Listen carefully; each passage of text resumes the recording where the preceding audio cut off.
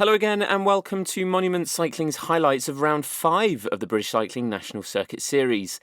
Today we're back to Yorkshire as Sheffield this time plays host to the fastest women in the country. The front of the race then would be dictated largely by Das Hutchinson Brother UK as they look to nullify attacks for Frankie Hall, who herself was no stranger to setting the pace. Ailey Shaw in the white Scottish national champs jersey, happy to sit off the front at times and never more than 5 or so wheels back. The green and black of Shibdom Apex Race Team's 3 times national track champion Lucy Glover was also never far from the front. And also Amy Gornall, who finished second here last year in the red of Pro Noctis 200 Degrees Hargreaves Contracting Limited, also spending time off the front, mirroring her attacking riding from the national crit champs now a month or so ago. Also consistent towards the front were Jayata Hine and Jenny Hull, both in the purple and white of Loughborough Lightning. Hine having snuck into the top 10 in the sprint at Dudley, and Hull here reacting straight away to the attack of 2021 National Circuit champion Joe Tindley of Pro Noctis, who also won the bunch sprint for third here last year. Now it was a huge dig from Tindley, but it would all ultimately come back together. Now, it was about half a lap later when, unfortunately, a large crash about a third of the way back from the front of the peloton downed a large group of riders, and unknown to most of those at the front, a significant gap formed very quickly.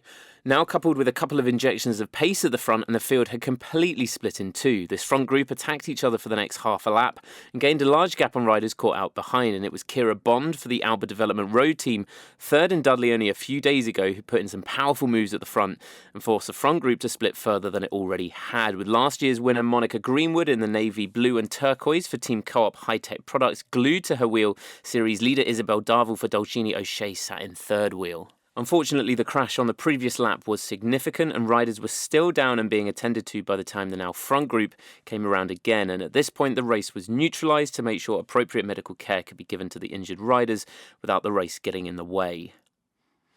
The field would round up then at the start-finish line while the commissaires decided how to proceed with the race.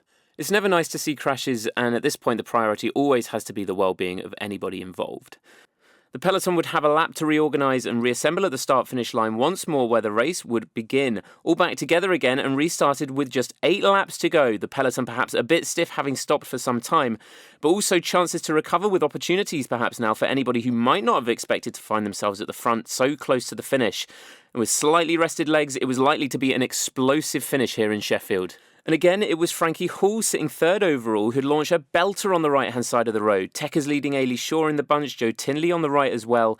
But again, this would be brought back when once more on the left-hand side of the road this time would see another huge attack by Alba Development Road team's Kira Bond to get straight to the front entering the chicane after the start-finish. And out the saddle, she pulled out an advantage of 15 or so metres. It was Frankie Hall leading the chase behind, but Bond now absolutely cooking it round the corners on the return side of the lap as her lead would extend and extend.